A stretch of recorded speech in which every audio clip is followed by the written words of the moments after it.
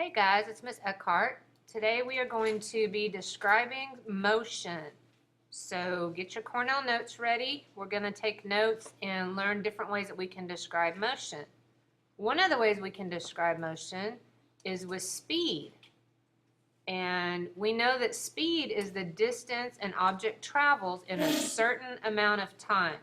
So it's how far an object travels in a given amount of time. Is an object going 50 feet in 12 seconds? What exactly are those two numbers? And that is the speed. Average speed is the total distance divided by total time. And that is usually what you guys are going to be calculating and looking for in this class. Constant speed is speed that does not change. On your chart, on your Cornell notes, write a clue to help you remember speed.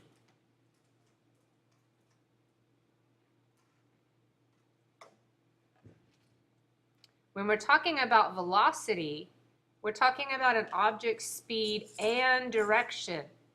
So it's two things, not just speed, but direction that it's traveling.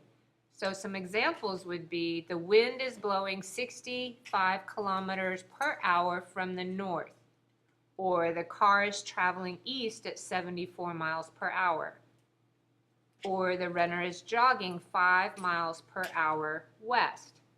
So the difference between speed and velocity is just velocity includes direction.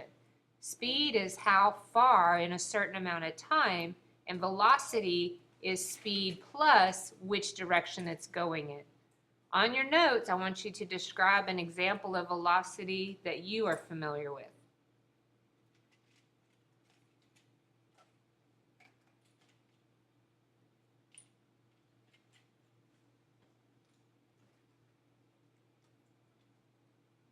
All right, so acceleration.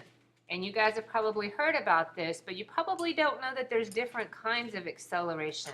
We usually think of acceleration as speeding up, but it's a lot more than that. Acceleration is a change in the direction or speed.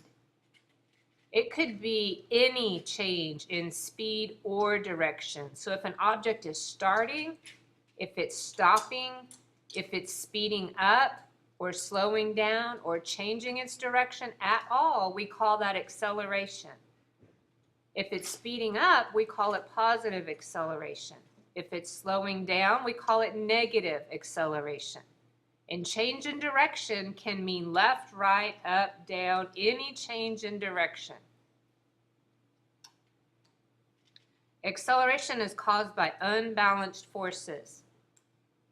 We're going to learn more about that in a few days. On your paper, describe an example of an object accelerating, and it could be any of those that we just talked about. An object starting to move when it was being still, an object that was moving and then it stops moving, an object that speeds up or slows down or has any change in its direction at all. Those are all examples of acceleration.